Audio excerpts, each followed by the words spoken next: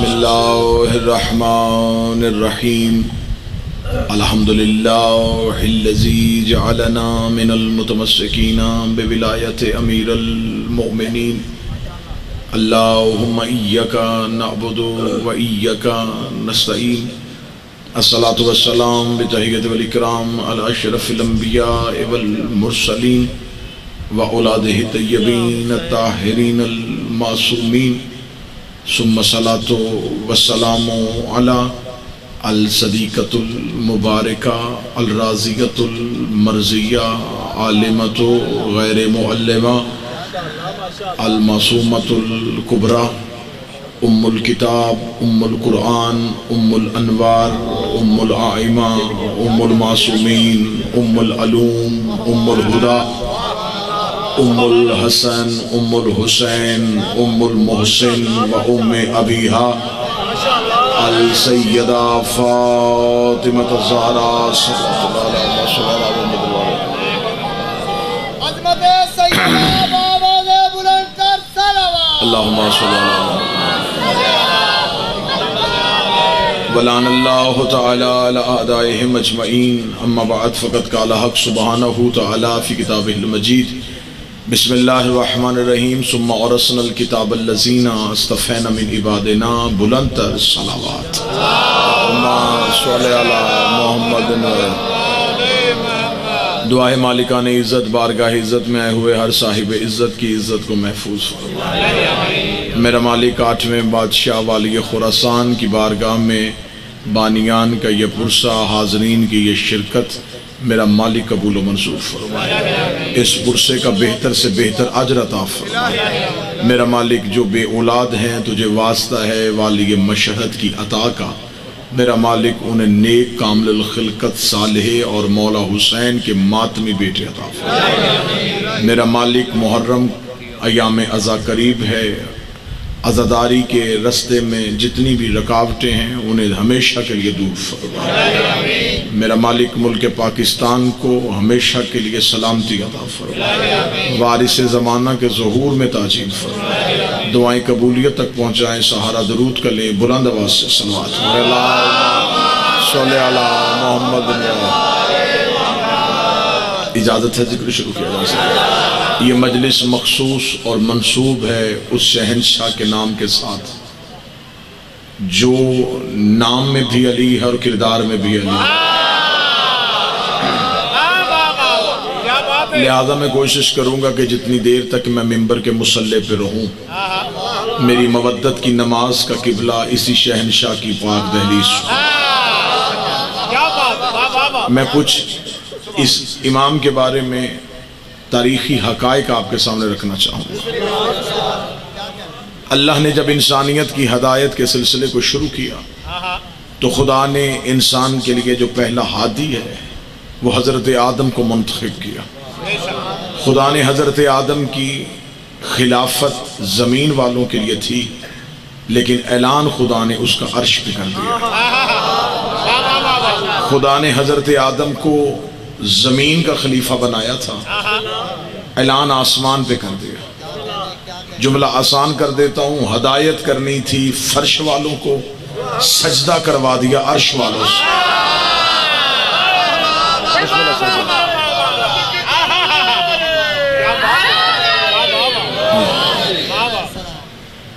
حضرت آدم کو خلافت دی ہے زمین والوں کے اعلان کر دیا آسمان پہ یعنی ہدایت فرش والوں کو کرنی تھی سجدہ عرش والوں سے کروا دیا میرے مالک حضرت آدم نے جنہیں ہدایت کرنی نہیں تھی ان سے سجدہ کیوں کروا دیا سجدہ بنتا تھا ہمارا بنایا تھا ہمارے لیے آدم زمین پہ بھیجتا نسل آدم آدم کی تعظیم کر لیتی بنایا ہمارے لیے تھا سجدہ آسمان پہ کروا دیا خلیفہ زمین کا تھا اعلان عرش پہ کیوں ہوا زیادہ تمہید میں آپ کا وقت ضائع نہیں کروں گا. عجب نہیں کہ آواز پروردگار آئے. آج میرا پہلا خلیفہ بن رہا ہے. جو اصول آج بنے گا یہ اصول قیامت تک چلے گا. اگر آدم کو زمین پہ خلافت دیتا تو پھر زمین پہ جس سے بندے بناتے وہ بھی اللہ کا خلیفہ ہو جاتا, جس سے لوگ چن لیتے وہ بھی اللہ کا خلیفہ ہو جاتا. اس لیے میں نے آدم کو فرشتوں سے سجدہ کروا کے بتایا ہے کہ بندوں کی ووٹوں سے اللہ کا خلیفہ نہیں بنتا, فرشتوں کے سجدوں سے اللہ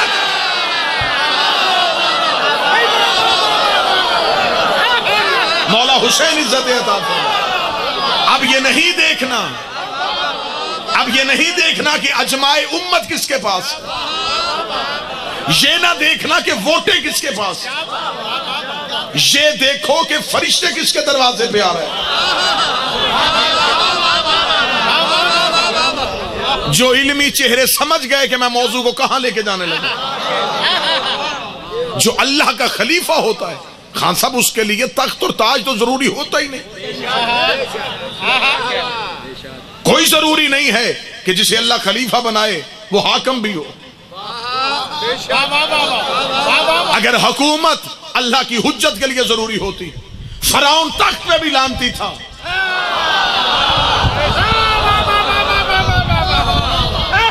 موسیٰ جنگلوں میں بھی اللہ کا نبی تھا. عزیز مصر تخت پہ بھی ملعون تھا. یوسف قید خانے میں بھی نبی تھا. اللہ کی حجت کے لیے تخت تاج حکومت کوئی ضروری نہیں ہوتی. حاکم کرتا ہے جسم پہ حکمرانی, حجت کرتی ہے روحوں پہ حکمرانی.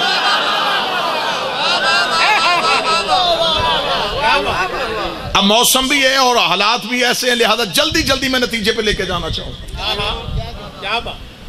جو اللہ کا خلیفہ ہوتا ہے اس کے لیے تخت اور تاج ضروری نہیں ہوتا. یہی وجہ ہے, توجہ پوری رکھیے گا, جب رسول نے مکہ میں اعلان رسالت کیا تو مکہ کے قبیلوں کے سردار اکٹھے ہو کے حضرت ابو طالب کے گھر آئے.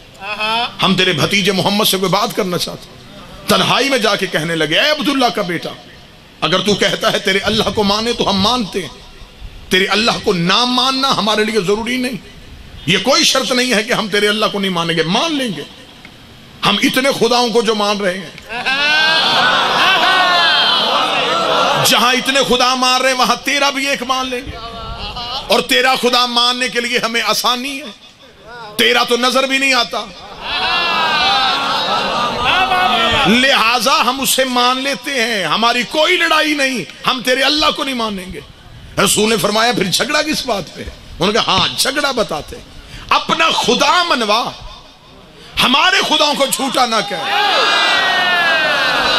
مجھے خبر ہے کہ میں جنگ کی دھرتی پہ آپ سے مخاطب ہوں. اگر اب بھی آپ بات کھول کے سننا چاہتے تو میں کھول دیتا ہوں. عرب کے کافروں نے کہا تھا اپنا ایک سچا منوا, ہمارے جھوٹوں پہ لعنت نہ کر.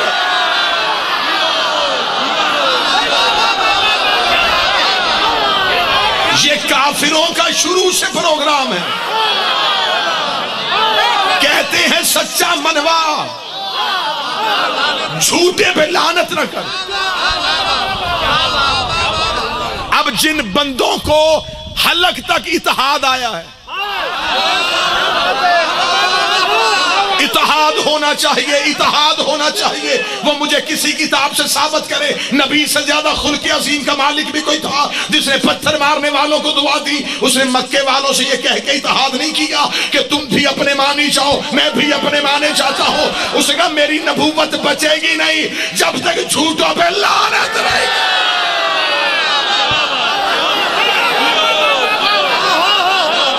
یا تو مجھے بتاؤ کیا آج تمہارے پاس نبی سے زیادہ اسلام ہے؟ نبی نے اتحاد نہیں کیا. نبی نے کہا اتحاد ایک ہی بات پہ ہوگا, صرف میرے کو مانو. بات بالکل ایک جملے میں بند کرنے لگا. اتحاد عقیدے پہ رہ کے ہوتا ہے, عقیدہ چھوڑ کے نہیں ہوتا.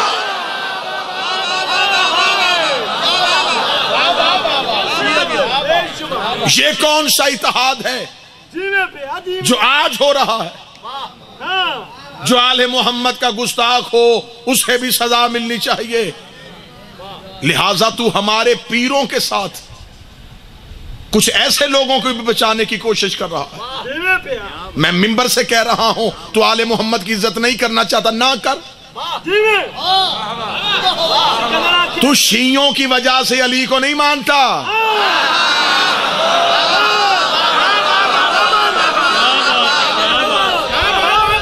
جب بات شروع ہوتی ہم بھی علی کو مانتے ہیں، ہم بھی علی کو مانتے ہیں. اگر تو علی کو مانتا ہے پھر انہیں کیوں مانتا ہے جنہیں خود علی نہیں مانتے؟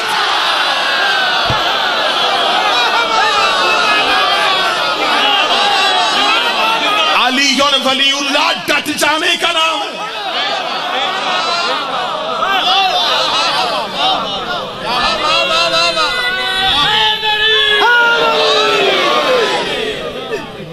فوراً کہا مالک حسین عزت عطا فرمائے. نبی نے فرمایا یہ اتحاد نہیں ہوگا. بات جائے گی امام رضا علیہ السلام پہ. اس نے کہا ٹھیک ہے اتحاد نہیں کرتا. پھر عرب کے کافروں نے فوراً نبوت کو لالچ دینا چاہا. تمہید میری وہی ہے، اسی پہ میں نے نتیجہ دینا ہے کہ حجت کو تخت اور تاج نہیں چاہیے. انہوں نے کہا پھر ٹھیک ہے ایسے کر، ہم تجھے غیر مشروط طور پہ عرب کی بادشاہت دیتے ہیں اور ایک بڑے گھر سے رشتہ بھی لے کے دیتے ہیں. نبی کا جواب اسلامیات میں لکھا ہے، دائیں ہاتھ پہ سورج رکھو، بائیں ہاتھ پہ چاند رکھو، میں پھر بھی تمہاری حکومت کو ٹھوکر مار دوں گا. تم کیا سمجھتے ہو جو میری طرف تمہاری حکومت کے لیے میں مذہب چھوڑ دوں؟ انہوں نے پہلی بار پہلے نبی کو، پہلی حجت کو، 14 میں سے پہلے کو حکومت کا لالچ دیا. نبی نے ٹھوکر مار دی. یہی حکومت علی کے دروازے میں بھکاری بن کے آ گئی. علی نے فرمایا اٹھاؤ اپنی زخمی اونٹنی کو، تمہاری یہ حکومت میرے نزدیک بکری کے ناک سے، بہتے ہوئے پانی سے بھی کمتر ہے. یہی حکومت دلہن بن کے حسن کے سامنے آ گئی. حسن نے چہرہ پھیر کے کہا تجھے نہیں پتا جسے باپ طلاق دے وہ بیٹوں پہ حرام ہو جائے. یہی حکومت دھمکی بن کے حسین کے سامنے آ گئی. حسین نے کربلا میں 72 سے 9 لاکھ کو شکست دے دی. یہی حکومت سجاد کے سامنے روب بن کے آ گئی. سجاد نے شام کی گلیوں میں رول کے مار دی. یہی حکومت باکر کے سامنے آئی، باکر نے کم شنی میں شکست دے دی. یہی حکومت جہالت بن کے جعفر صادق کے سامنے آئی، جعفر نے خطبوں سے اڑا کے رکھ دی. یہی حکومت کاظم کے سامنے آئی، کاظم نے حکمت عملی سے تبدیل کر دی. رضا کا دور آیا، وہی مکے والے کافر، وہی مزاج مسلمانوں کے لباس میں رضا کے سامنے آ کے کہتے ہیں حکومت بھی لے لے رشتہ بھی لے لے.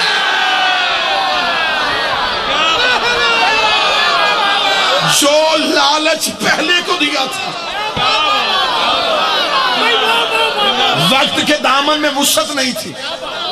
میں نے لمحوں میں آپ کو تاریخ کا سفر کروا دیا. میں نے ایک ایک حجت کا دور نہیں پڑھا، ہر حجت نے تخت کو ٹھوکر ماری. فرمایا جب پہلے محمد نے قبول نہیں کی، پہلے محمد کو بھی کہا حکومت لے رشتہ لے. 8واں محمد آیا، لالچ پھر وہی آ گیا. ہم تجھے حکومت بھی دیتے ہیں، ہم تجھے رشتہ بھی دیتے ہیں. 8واں شہنشاہ ولی عہدی دی گئی امام رشید نے. جو لوگ اعتراض کرتے اگر مامون ظالم تھا امام نے ولی عہدی قبول کیوں کی؟ عزیز مصر کے لیے اللہ نے یوسف کو ولی عہد بنایا تھا. یہ ولی عہدی نہیں تھی. اور مامون رشید نے بھی امام کو ولی عہدی امام سے محبت کی وجہ سے نہیں دی تھی، سیاسی مقاصد حاصل کرنے کے لیے. اور امام نے بھی ولی عہدی اس کی حکومت کی وجہ سے قبول نہیں کی. امام نے کہا جہاں مدینے بیٹھ کے یہ مجھے کچھ نہیں کرنے دیتا، میں اس کے دربار میں بیٹھ کے اس کی دھجیاں اڑا دوں.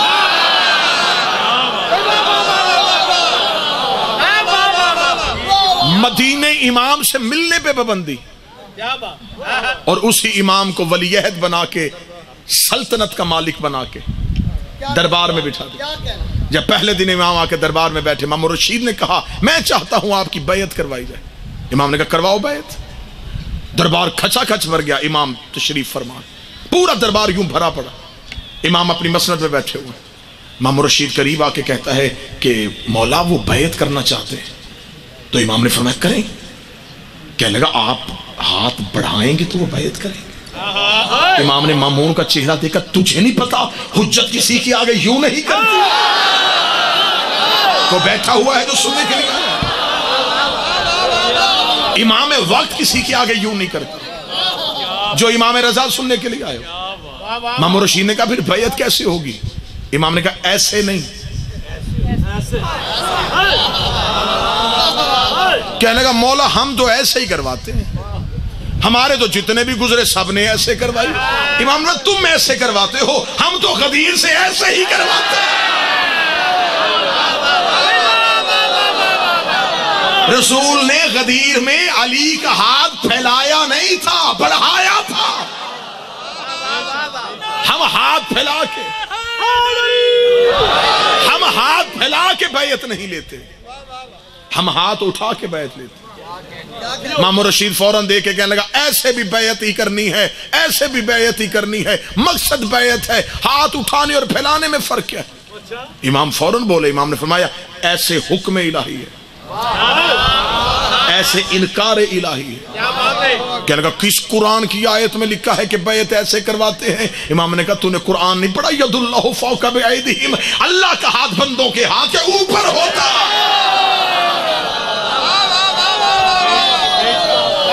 یہ بیعت خلافت والے کرواتے تھے، یہ امامت والے کرواتے، یہ سقیفہ سے شروع ہوئی تھی، یہ غدیر سے شروع ہوئی تھی۔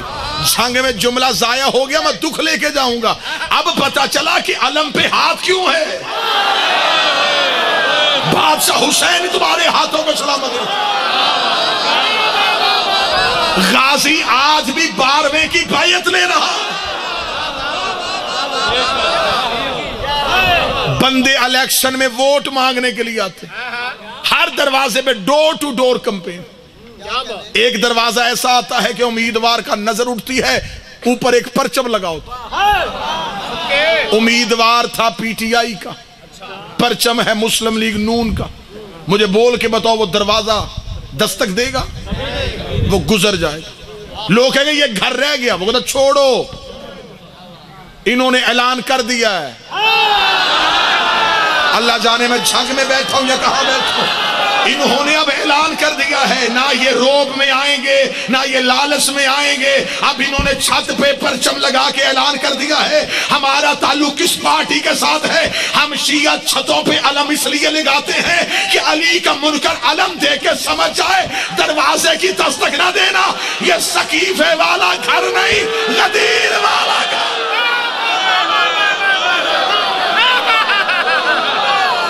یہ اب بکیں گے نہیں، یہ اب جھکیں گے نہیں۔ مولا حسین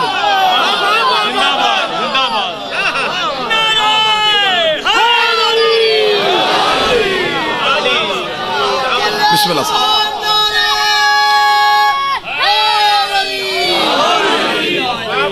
بسم اللہ سے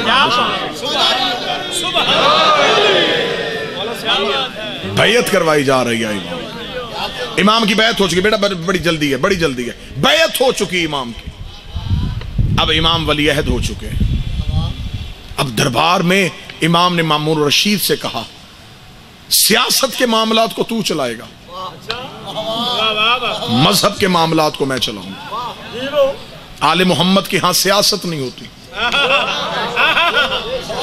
سیاست میں کبھی جھکنا پڑتا ہے، کبھی رکنا پڑتا ہے۔ امامت کے ہاں تغیر نہیں ہوتا۔ امام نے فرمایا سیاست تو کرے گا، مذہب کے معاملات میں تو نہیں آئے گا۔ ہاں لشکر بھیج، جو کرنا ہے کر، سیاست کر، شریعت پہ فتویٰ نہ دینا، مذہب کا کوئی مسئلہ نہ بتانا۔ وہ جب تک میں بیٹھا ہوں مذہب ہم بتائیں گے۔ اب دیکھا امام کا ولی عہدی قبول کرنے کا جواز کیا تھا۔ وہ تخت پہ حکومت کر رہا تھا، امام اسی کے دربار میں مذہب اہل بیت پھیلا رہے تھے۔ مامون رشید دربار میں بیٹھا ہوا ہے، چند لوگ دربار میں داخل ہوئے۔ مامون تو خلیفۃ المسلمین ہے، تو حاکم وقت ہے، تجھے تو چاہیے کہ مسلمانوں کے جو پریشانی کے حالات ہوں ان میں تو ان کا ساتھ دے۔ کہنے لگا ہاں بولو کیا بات ہے؟ انہوں نے کہا قحط پڑ گیا ہے، بارش نہیں ہو رہی، تو بارش بھیج۔ بالکل مجھے خبر ہے کہ میرے لفظ ریکارڈ ہو رہے ہیں، اور جب سے یہ سوشل میڈیا کا دور آیا ہے اب لفظوں سے بھی آپ کو پہرے دینے پڑتے ہیں۔ بالکل عین وہی لفظ میں پڑھنے لگا ہوں، آپ کو ہنسانے کے لیے نہیں، تاریخی حقیقت یہی ہے۔ انہوں نے کہا بارش تیرے کہنے پہ نہیں آ سکتی؟ مامور رشید پہلے ہی جلا بھنا تھا کہ ولی عہدی دی اور میری سلطنت کا بیڑا غرق ہو رہا ہے، دیکھے کہنے لگا میں اللہ کے کاموں میں ٹانگ نہیں اڑاتا،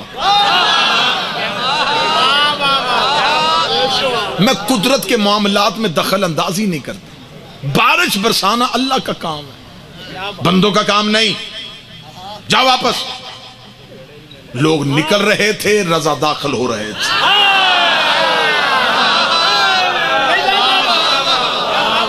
امام رضا نے دروازے سے روکے جاتے ہوئے لوگوں سے کہا کیا پوچھنے آئے تھے؟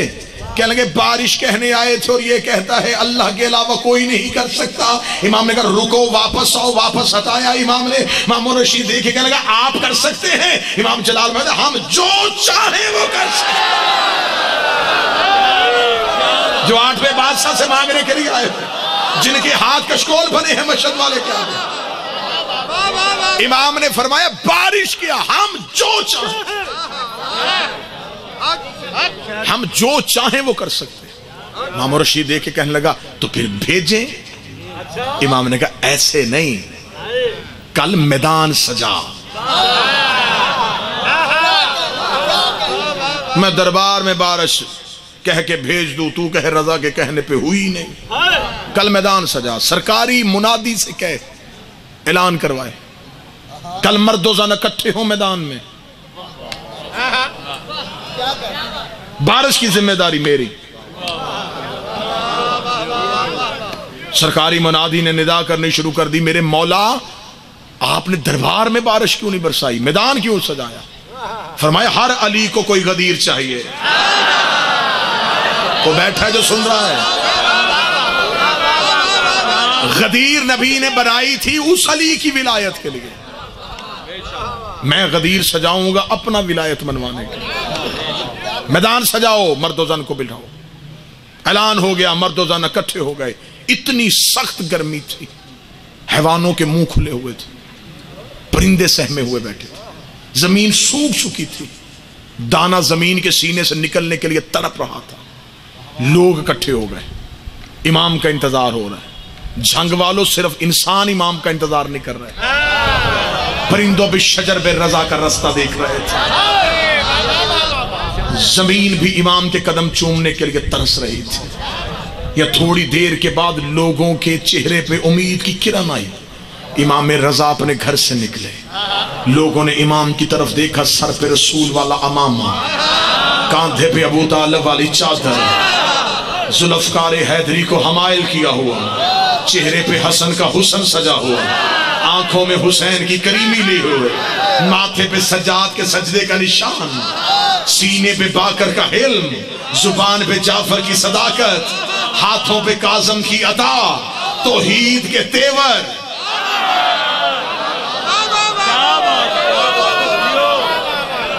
امام کے قدم چلتے ہوئے، امام کے قدم چلتے ہوئے، چلتے چلتے امام لوگوں کے جمع غفیر میں پہنچے۔ لوگ انتظار کر رہے تھے، فرزند رسول آ گئے، علی کا بیٹا آ گیا، بطول کا بیٹا آ گیا، امام وقت آ گئے۔ امام پہنچے، اب کتابیں کہتی ہیں کہ امام نے اپنی عبا کو کھولا، اپنے دونوں ہاتھوں کو اٹھایا، ایسے اٹھایا کہ امام کی ہاتھ کی ہتھیلیوں کی سفیدی آسمان دیکھ رہا تھا۔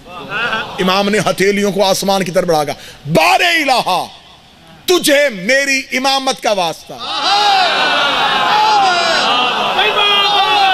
جو سننے کے لیے نہیں مانگنے کے لیے آئے، بار الہا تجھے میری امامت کا واسطہ،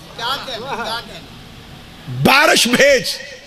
یوں ہاتھ اٹھے، کتابیں کہتی ان انگلیوں کے ساتھ بادل کے ٹکڑے چلنے شروع ہوئے۔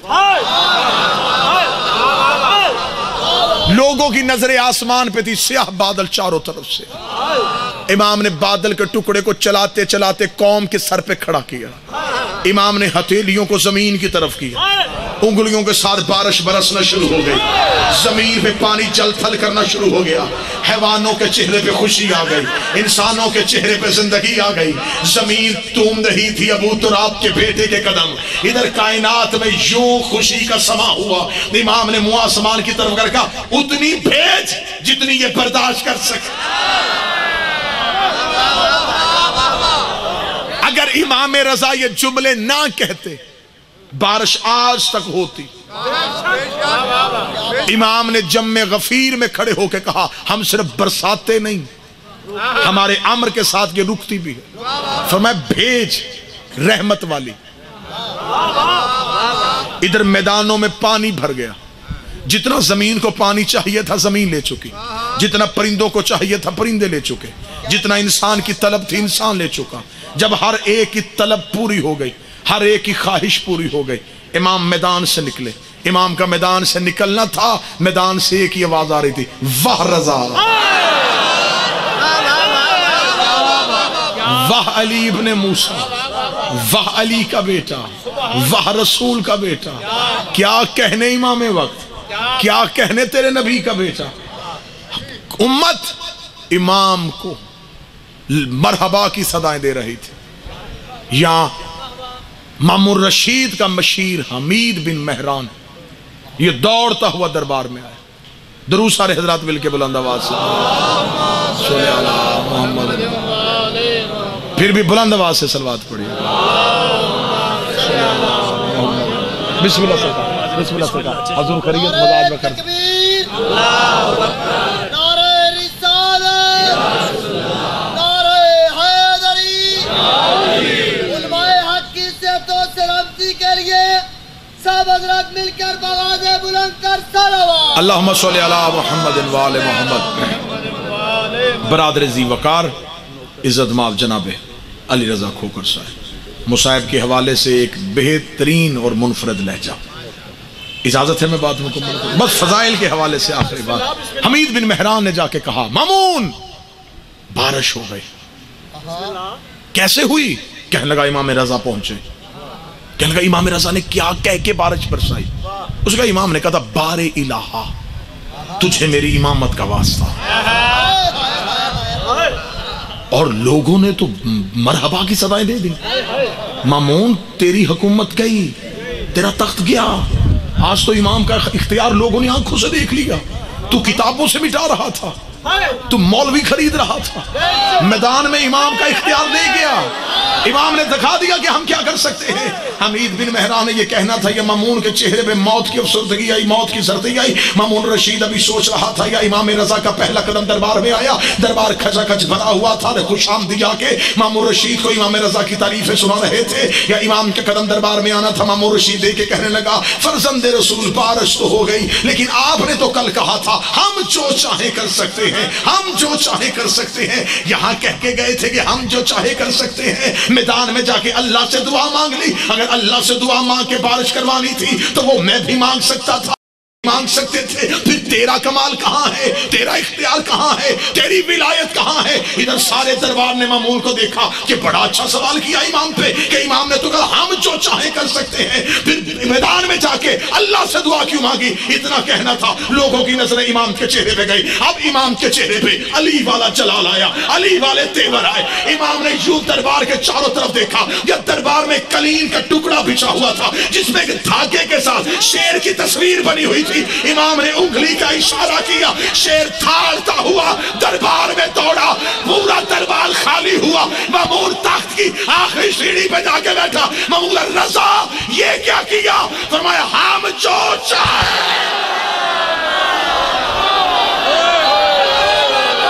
ہم جو چاہے.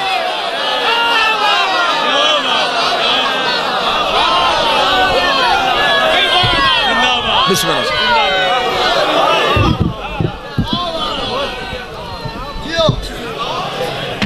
ہم جو چاہیں وہ کر سکتے. میدان میں الوہیت کو منوایا. दरबार में विलायत को मनवाया, भरे मैदान में अल्लाह मनवाया, और फिर दरबार में आके अपनी विलायत को मनवाया। दुश्मन के दरबार से जो मरहबा की सदाएं सुनता हो उसे रजा कहते हैं। अमीर तरीन इमाम, 8 सिहन, मशहद में अमीरी, नौकरों का बादशाहों जैसा इस्तकबाल, सोने के दरवाजे और चांदी की जर्री, और जियारत पे लिखा है अस्सलामु अलैका या गरीबुल गरीब।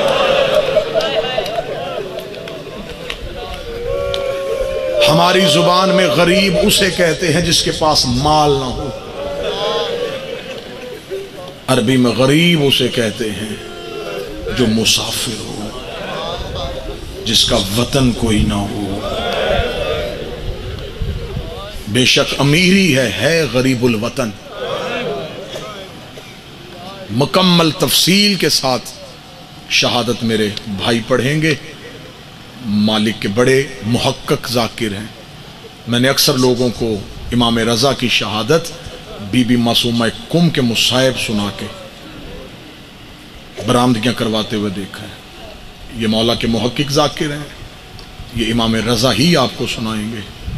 सिर्फ एक इतनी अपील करूँगा, मुहर्रम करीब है, आज़ादारी ऐसे करो जैसे रज़ा चाहता है।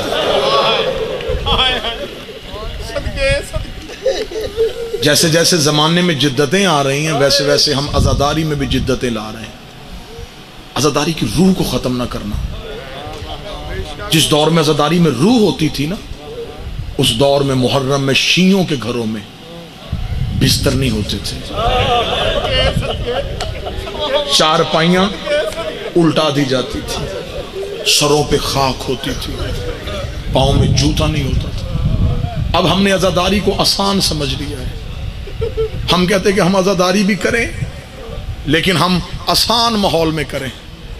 मेरे 8वें बादशाह मुहर्रम के दिनों में सर पे अमामा नहीं रखते थे, पाँव में जूता नहीं पहनते थे। एक दिन मदीने के बाजार से गुजर रहे थे, एक शख्स ने कहा मौला ये आपने क्या हालत बनाई हुई है? इमाम ने उंगली का इशारा करके कहा वो चांद तलू हो गया है जिसने मेरी मां के सर से चादर उतार दी।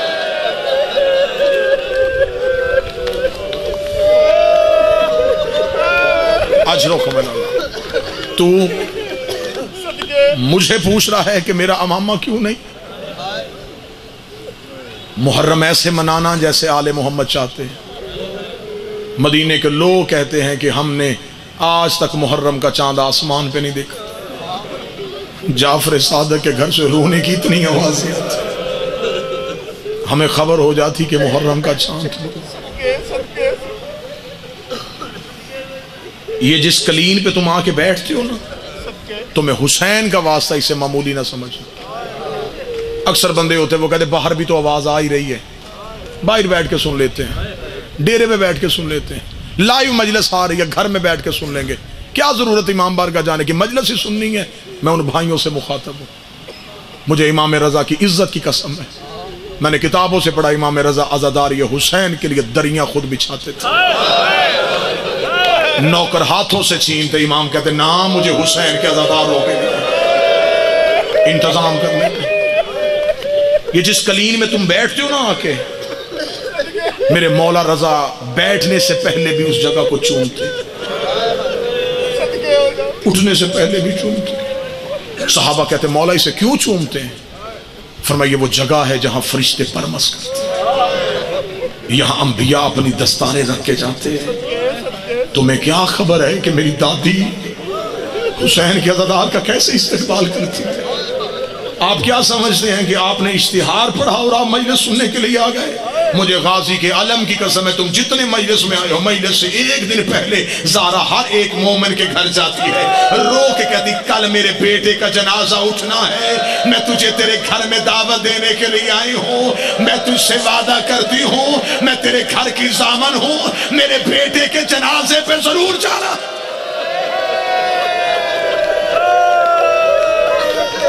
माँ बाप को वो रिश्तेदार कभी नहीं भूलते। جو جنازوں پہ آئے ہوں. امام رضا علیہ السلام اتنی محبت کرتے تھے عزاداری سے کہ امام اپنے گھر میں پورے 10 دن محرم کے عزاداری برپا کرواتے. بس زیادہ سے زیادہ 1.5 منٹ امام نے اپنے گھر میں عزاداری کا انتظام کروایا، کیونکہ مجلس موضوع امام رضا ہے. شہادت بھائی پڑھیں گے، ایک درس سنا. امام نے اپنے گھر میں عزاداری کا اہتمام کروایا. روتے ہوئے امام کہنے لگے اپنے نوکر سے، اٹھ دیبل خزائی کو بلا کے لا. یہ ذاکر شبیر تھا، مرثیہ خان تھا اور شاعر تھا. امام نے کہا اسے بلوا. نوکر دوڑا جا کر دیبل کے دروازے پہ جا کر، تجھے رضا نے بلایا. دیبل جلدی سے امام رضا کے گھر کی طرف چلا. کتاب کہتی ہے دروازے پہ دیبل پہنچا تھا، امام جہاں بیٹھے تھے وہاں سے اٹھے، دیبل کی طرف تیز قدموں سے چلے. اگلا جملہ کہوں گا جہاں سید بیٹھا ہے چیخ سے پتہ چل جائے گا. جا کے دیبل کے گلے میں باہیں ڈال کے کہتے ہیں میری دادی کے مددگار تجھ پہ میرا سلام، اے میری ماں فاطمہ کے مددگار تجھ پہ میرا سلام. دیبل کا جسم کانپا. امام ہاتھ پکڑ کے مجلس کی جگہ پہ لے کے، ذاکر حسین کا چھوٹا ہو بڑا ہو احترام ضرور کرنا، وہ نام لیتا ہے حسین کا. امام اسے لے کے، امام آ کے کہتے دیبل محرم آ گیا ہے، تو نے میرے دادے حسین پہ کچھ لکھا نہیں. دیبل کہتا مولا رات ہی میں نے نیا مرثیہ لکھا ہے. امام کہتے سنا نا مجھے. دیبل کھڑا ہو کے پڑھنے لگا، مجھے غازی کی علم کی قسم ہے. امام رو گئے، رک کھڑا ہو کے نہ پڑھ، ممبر پہ بیٹھ کے پڑھ. دیبل رو کہتا مولا آپ کہاں بیٹھیں گے؟ فرمایا میں تیرے سامنے مٹی پہ بیٹھتا ہوں. دیبل رو کہتا میری جرت ہے نوکر ممبر پہ بیٹھے اور بطول کا بیٹا زمین پہ بیٹھے. امام رو کے کہتے تو ذاکر حسین بن، میں تھوڑی دیر عزادار حسین. تجھے نہیں پتا کہ اس مٹی پہ بیٹھ کے رونے کا کیا ہے؟ مجھے حسین کا عزادار بننے دے. دیبل کہتا حکم امام تھا، تمیل مجھ پہ واجب تھی. دیبل کہتا میں ممبر پہ بیٹھ. دیبل نے مرثیہ پڑھا، عرب کا مشہور و معروف مرثیہ جو آج بھی عرب میں پڑھا جاتا ہے. اتنا درد والا مرثیہ تھا. حماد اہل بیت شہید محسن نقوی نے اس کو اردو میں ترجمہ کیا تھا. زہرا تیری کلیوں کا صحرا میں بکھر جا، جھنگی دھرتی ہے مصائب سے پیار کرنے والے لوگ. اللہ شہید محسن کے درجات میں اضافہ فرمائے. شہید نے ایک ایک جملے میں درد کی دریا بہا دیے. سجاد یہ کہتے تھے معصوم سکینہ سے، عباس کے لاشے سے چپ چاپ گزر جا. آخری 1 منٹ کی نوکری رہ گئی. دیبل ممبر پہ بیٹھا. دیبل نے ممبر پہ بیٹھ کر میرا سلام سیدہ فاطمہ الزہرا، تیرے چمن کی کلیاں اور پھول پوری کائنات میں بکھر گئے. بی بی میرا سلام تیرے بیٹے حسن کو جس کے جنازے پہ تیر برسائے گئے. بی بی میرا سلام تیرے بیٹے حسین کو جس کا لاشا 3 دن بغیر کفن کے پڑا رہا. بی بی میرا سلام تیرے بیٹے سجاد کو جسے شام کی گلیوں میں ماں کے سامنے مارا گیا. بی بی میرا سلام تیرے بیٹے باکر کو جسے کم سنی میں زنجیریں پہنائی گئی. بی بی میرا سلام تیرے بیٹے جعفر صادق کو جسے غربت میں زہر دی گئی. بی بی میرا سلام تیرے بیٹے موسی کاظم کو جسے 14 سال رکوع کی حالت میں رہنا پڑا. یہ کہنے کے بعد دیبل ممبر سے اترنے لگا. امام کی آواز ہے جلدی نہ کر. دیبل روکدا مولا میرا مرثیہ ختم ہو گیا. امام نے کہا ایک شعر میں لکھتا ہوں تو پڑھ. امام نے اپنے ہاتھوں سے شعر لکھا. دیبل ممبر پہ گیا.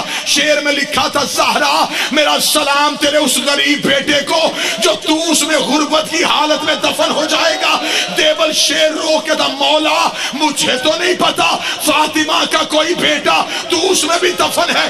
امام نے گریبان کو پھاڑا. رو گا یہ تیرا غریب امام ہے جو تو اس میں اکیلا دفن ہو جائے گا. دیبل نے دوبارہ شعر پڑھا. یا مستورات والی کنات اٹھ گئی. ایک سفید سر والی کنیز روتی ہوئی مجمع میں آئی. رو کے کبھی دیبل اب شیر نہ پڑھنا، جب سے تو نے شیر پڑھا ہے کبھی کوئی بہن بے ہوش ہوتی ہے، کبھی کوئی بہن بے ہوش ہوتی ہے، رو کے کہنا مولا رضا تیری بہنوں نے صرف تیری شہادت کا ایک شیر سنا اور وہ غش کر گئی۔ 70 قدم کے فاصلے پہ زینب سر پہ قرآن رکھ کے قاتل سے کہتی رہی، نہ مار، میرا تیر دل کا پیاس